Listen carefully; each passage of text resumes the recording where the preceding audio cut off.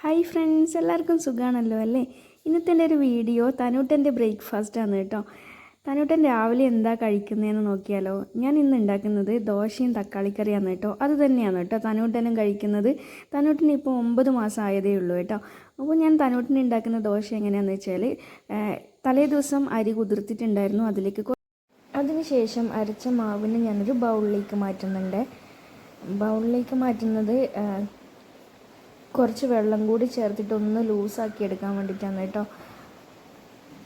നീർദോശയാണ് ഉണ്ടാക്കുന്നത്.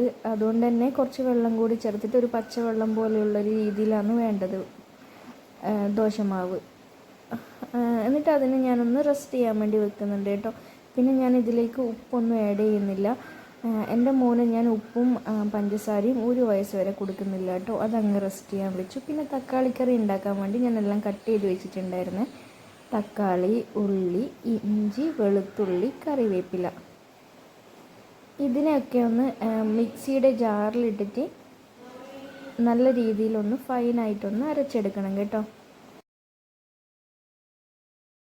ഫൈനായിട്ട് അരച്ചെടുത്ത് കഴിഞ്ഞാൽ പെട്ടെന്ന് തന്നെ വെന്ത് കിട്ടും. പിന്നെ തനൂട്ടന് പല്ലില്ലാത്തത് കൊണ്ട് തന്നെ ഞാനെല്ലാം കൂടി ഒന്ന് അരച്ചെടുക്കുന്നതാണ് കേട്ടോ.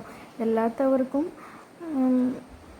പല്ലൊക്കെ ഉണ്ടെങ്കിൽ സാധാരണ രീതിയിൽ ഉടച്ചെടുത്തിട്ട് ആക്കിയാലും മതി കേട്ടോ. ഞാനിപ്പോൾ തനൂട്ടിന് പല്ലില്ലാത്തത് കൊണ്ട് നല്ല ഫൈനായിട്ട് അരച്ചെടുക്കുന്നുണ്ട്.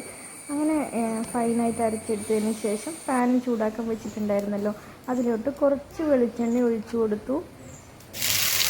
എന്നിട്ട് ഈ അരപ്പ് ഇതിലോട്ടേക്ക് ചേർത്ത് കൊടുത്തു കേട്ടോ. കുറച്ച് വെള്ളം കൂടി ചേർത്തിട്ട് വേണം ഈ അരപ്പിനെ ചേർത്ത് കൊടുക്കാൻ വേണ്ടിയിട്ട്. അതിന് ശേഷം കുറച്ച് മഞ്ഞൾപ്പൊടി ഇടുക കേട്ടോ. മഞ്ഞൾപ്പൊടി ഇട്ടിട്ട് നന്നായി ഒന്ന് വേവിച്ചെടുത്തതിന് ശേഷം ഞാൻ കുറച്ച് തേങ്ങാപ്പാലും കൂടി ഇതിലേക്ക് ആഡ് ചെയ്യുന്നുണ്ട് കേട്ടോ. കുറച്ച് തേങ്ങ എടുത്തിട്ട് അതിനെ കുറച്ച് വെള്ളം ഒഴിച്ച് മിക്സിയുടെ ജാറിലിട്ടിട്ട് ഒന്ന് അടിച്ചെടുത്ത് തേങ്ങാപ്പാലാക്കി എടുക്കുക. എന്നിട്ടത് ഞാൻ ഇതിൻ്റെ അകത്തേക്ക് മിക്സ് ചെയ്തെടുക്കുന്നുണ്ട് കേട്ടോ. അങ്ങനെയാണ് തക്കാളിക്കറി ആക്കുന്നത്. തനൂട്ടന് ഉപ്പില്ലാത്തതിൻ്റെ ആ ഒരു ഇതൊന്നും ഉണ്ടാവില്ല കേട്ടോ. തേങ്ങാപ്പാലിൻ്റെ ആ ഒരു ടേസ്റ്റ് ഉണ്ടാവും.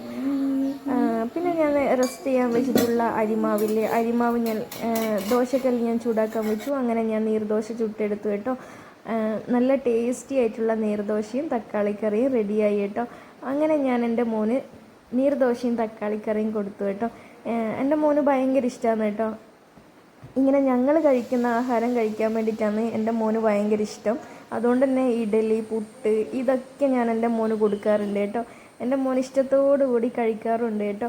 അപ്പോൾ ഈ ഒരു വീഡിയോ എല്ലാവർക്കും ഇഷ്ടപ്പെട്ടിട്ടുണ്ടെങ്കിൽ ലൈക്ക് ചെയ്യുക, ഷെയർ ചെയ്യുക, സബ്സ്ക്രൈബ് ചെയ്യുക, കമൻറ്റ് ചെയ്യുക. അപ്പോൾ അടുത്ത വീഡിയോ ആയിട്ട് കാണാം.